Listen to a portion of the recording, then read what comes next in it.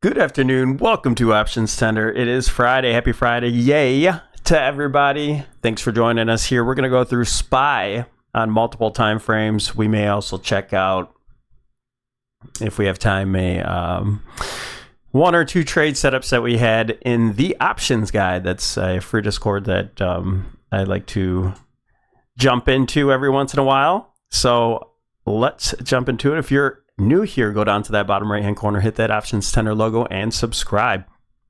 We'll also continue to show the pathway that we think that we're going. And we also have now that we had this bounce today, that's actually more of a bearish move in the near term for this next leg down. So that's good news for the bears, not for the bulls. Here we go. We have SPY. You know what I want to talk about just real quick? We had the VIX, and we'll check out the VIX too, because the VIX was down 5% earlier today. It's bouncing. It was at a key point, so we'll check that out in just a second, okay? We have SPY on the monthly time frame.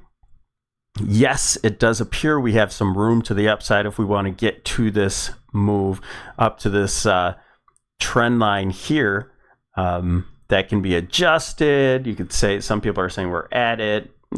We're not quite there. Are we going to get there? I don't really think so.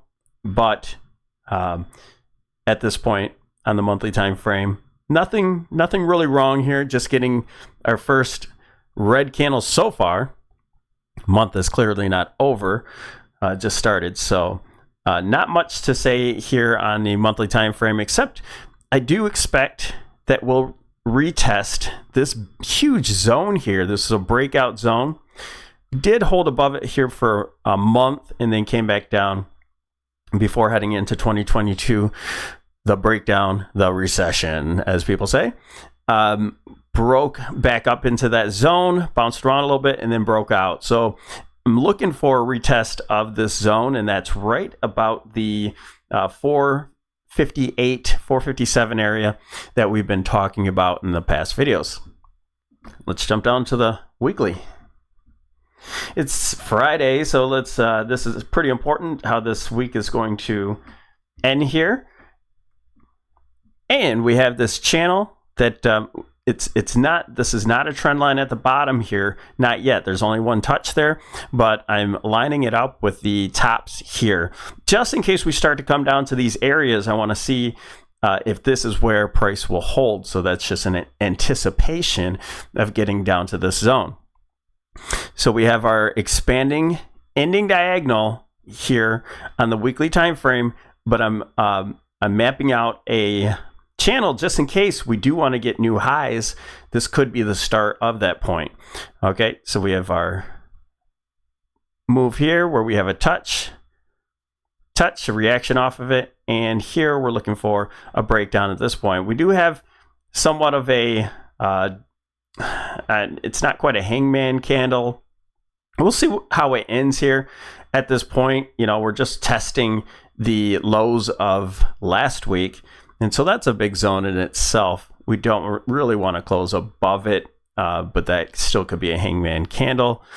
Came down to the 8 EMA, so still looking bullish on the weekly time frame, except for the fact that we're at resistance and it's a possible reversal candle. Anything can happen, especially after 2 p.m. The last couple days were pretty devastating at that point, yesterday being the biggest move. But we'll see after 2 p.m. what kind of day we end here on this bullish Friday bounce. Looking at the daily time frame, later on this weekend, I'll show more of the indicators kind of turning over, rolling over, being a little bit more bearish at this point. Right now, we're going to go with the traditional technical analysis. And now, just like yesterday's video, we're going to explain we have this channel here where we have the bottom point here, bottom here, the top of this bounce, this dead cat bounce, to the top here. So that might be a valid channel later on. We'll see. But the most important trend line is this one, from top to top to top here, where we have our expanded ending diagonal, ending. All right. And then within these, this is all of this confluence of trend lines. We have this wedge, this large rising wedge that we came up here. We talked about yesterday's video. We came right up to back test this wedge and also these trend lines here and just rejected a huge engulfing candle that kind of took away 2 to 3 weeks of trade there. And then all we're doing now is we're getting a oversold technical bounce. I know that a lot of people want to put, fundamentals and say, hey, well, employment situation, we had a lot more jobs and this and that, but the market doesn't really care about that. It just reacts, and there's so many parts to the market. Yes, employment data was a catalyst. And I look at these catalysts and, it's fun to match up and say this is why the market did something. But, this is all oversold bounce. This is people covering their shorts. So there's a lot of mechanics that go into this. And right now, after this huge move to the downside, we're getting a bounce, a dead cat bounce into the 8 EMA and the 20 moving average, simple moving average. So we're going to have a tough time staying above here. I do think this might end up, it's clearly going to be a inside candle. We'll just see what kind it is. I imagine that this could be some sort of a doji candle that's an inside candle where we come back down to the lows. But nevertheless, it doesn't matter. It's going to be an inside candle. And we'll see next week, going into Monday, if we can break down or break up from this inside daily candle. Let's move on to the 65. Hopefully it's a pretty quick video for you to check out. Don't forget to like the videos. We try to do them as often as we have new information. So each day, I've been doing a little bit more each day now because I believe we have a break of trend, and we're setting up for a pretty big move. So I want to keep you informed of that. So hit that notification bell and make sure you watch these videos, at least a summarization of these videos. Now, we had our high here. We broke down from this wedge, the rising wedge, kind of triangulated here. That's not really a valid triangle. So I'm really going to take that off just to clear the screen. But we're making lower highs, lower lows, and on the 65 minute. And from this point of view, I really think that we're making a 1-2 setup. All right, and then we'll look on this on the. Let's pull out just a little bit here. So on the 65 minute, I do think after, now that we got this bounce and we have somewhat of a 1-2 setup here, now we're going to get into the wave threes of threes. And so most of these gaps should be filled here. And this move could be, I'll get some projections over the weekend, but most of these moves should be pretty devastating throughout, with a few little bounces at 507.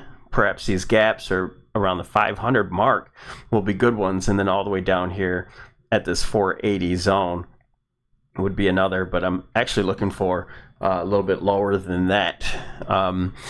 This was the former all-time highs at the 480, but so these moves should be one long impulse. And so we have these nice steep retracements for the wave 2 zigzags. And so we should have a pretty trendy move down to a certain point, and then get our wave 4 sideways consolidations, flats or triangles or whatever kind of complicated consolidations that want to happen, retracements to about 40%, and then a lower move, and then sideways and lower move. And as we get to that point, we'll talk more about the ending diagonals, so be careful that don't try to catch the bottom specifically. Yes, we're going to start putting on hedges for a reversal. That's just what I like to do. But we'll talk about that as we get down there. But it should happen pretty quick within the next 2 weeks or so, to where we get this full 5-wave move and then a nice bounce. And then we'll resume the trend to the downside. That is the plan. But if we make it all the way down to our targets here in a large move, then we'll be looking for these. And I got to go back to the daily time frame for anybody that's new here. We are expecting this expanding ending diagonal, where we have the expanding move here, or blow off top, as you could say. And now we're looking for a sharp move to the downside. Targets could be anywhere from this consolidation zone, which coincides with this top here, or the bottom of this consolidation zone, right around 465, and may even be a little further if we start to cross this top here. Okay, so we're looking for a big move, and now I can see this move starting to happen because we're setting up.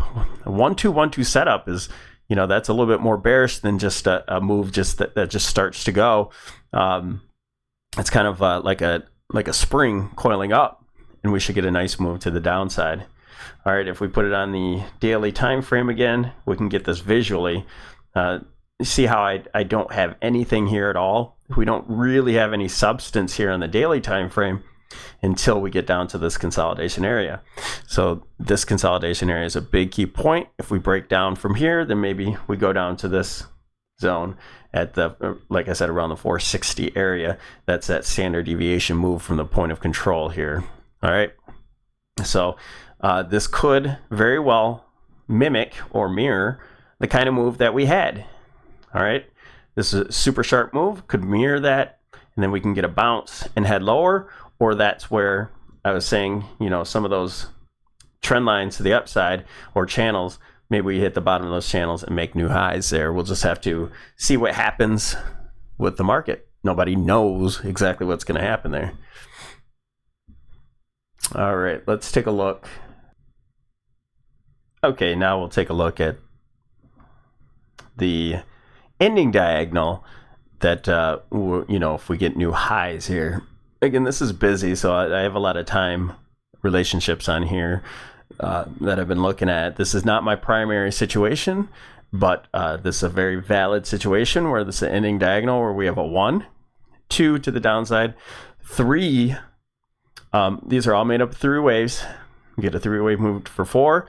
That is very likely, doesn't have to, very likely to get a crossover wave 1, and then a large move to the upside for that last move, which would get us to the top of that wedge on the monthly time frame that I was talking about.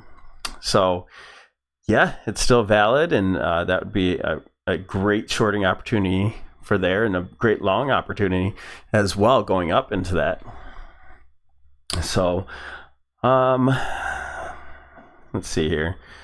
We do have some time situations, relationships that we got into today, especially on the lower time frame. So clearly we had that bounce. We had some also at the all-time highs, and now going into next week, we'll have some time relationships going into Tuesday.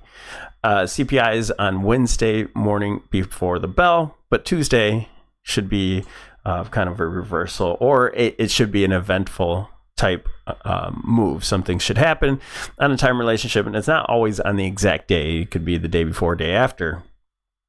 Clearly, we had something going on today, but our big move is yesterday. So I can show you on the 65 minute. Let's go to the Elliott wave picture. And we had our top here. And now I'm looking at this being a 1, 2, in the purple, 1, 2, and then we'll map out some targets here later on. They should be pretty deep targets. I had some targets yesterday, but now that we're getting this bounce today, that changes into a 1-2-1-2 situation where, heck, I'll just do one of them. We'll take the top. If you take your tool out for the extension, So we take the top of this move to the bottom of this wave, the purple wave 1, and to the top, and this is just projecting because we don't know if this is necessarily the top yet, even though we're getting this red doji here on the hourly time frame, to the top of wave 2. And it's very typical for a wave 3 to get down to this 162% extension. That would be a typical move. And we do have some time relationships right over here. So if this is a steep move, that would be going into next week on the 11th, which would be maybe we get a bottom. If the 9th is Tuesday, Wednesday, Thursday, could see some sort of bottom. And then we have another bounce going into Friday. So another free Friday bounce, and then resume the downside into next week after that. So there you go. There's your first projection down here. It's around the 505 area, which let's see if that would coincide. I like to compare what's happening here on the traditional technical analysis. And we have this 505 area right here coinciding with the gap. The gap here will probably close through, zip through this gap, get a reaction off of this one, a shallow reaction, probably a 30% retracement or so, sideways move, and then continue down to the next, which would be about that 500 area, closing the gap. And again, because we have another 4 or 5 to complete, get a little bounce, and then head a little lower, where the last move could have an extension in it, and or it could also be an ending diagonal. So I think that would be much more telling of a move to bring us down to about the 480 or more area. We'll have to see what projections come out at that point, but we'll be looking for a 5-wave move down in completion. All right, and we're starting the wave 3 of 3 coming up here soon. Let's go for the VIX, and then we'll end the video, unless we have a couple minutes. I like to keep them around 20 minutes, but after we had this falling wedge, we broke out from it, back tested, and now we're breaking up. The VIX is very volatile, so clearly it's not right on this wedge here. But we came, we saw that 1550 was a very good price to get through after rejecting off of it. Got through it and was just back testing this area, and is now getting some sort of bounce. We have a little bit lower that we can go, but we'll see what happens, and let's see if we can make new highs here. The VIX, ultimately, we're looking at this 19 area, not ultimately, but in this move in particular. And if you look on the daily time frame, you can see there's a downtrend that I made a channel that we could come up and easily spike through and then come back down. We'll have to keep an eye, because if we get above and stay above 19, then we have much further to go, and then we'll have to map out how we could tell if the VIX is gonna, is it gonna go all the way to 35? Hey, that might be a devastating move like that, but I kind of doubt that. Get above here, start breaking out, maybe pull back before another move, maybe get a nice big move and pull back. That might be the larger dead cat bounce that I was talking about in the daily. So starting to rattle on. Let's just look at Amazon. I mentioned Amazon and Google in this last move. And if we could put on the daily time frame, we'll just see trend is our friend. We'll see we're getting right up here to the top of this trend line here. There's a little bit more room there. I don't know if we can move this one. There's a couple different ways you can draw it. So yeah, we could be here, or if we draw it from this point, you have a little bit more room there. But really what's most important is, let's duplicate this, is what the horizontal lines are much more important. We're right here at this zone. All right, we're right at all-time highs here. See these peaks? We're there. So either we get above them or somewhere in the zone looking to reject with the market starting to get to a point where it could turn, then I would imagine this would be considered some sort of double top here. All right, and Google, there's the 65. Here's the daily. We have this back test. We have this nice big wedge here happening. We're just back testing the wedge. And then on the 65 minute, we have a smaller wedge up here that we broke down from, and we're just back testing. I'm not going to go through all that, but yeah, Google's holding on to a good area here at the 150. If it breaks down from 150, then see ya. All right. That's all I got. Thanks for joining us here at Options Center. We'll talk to you soon.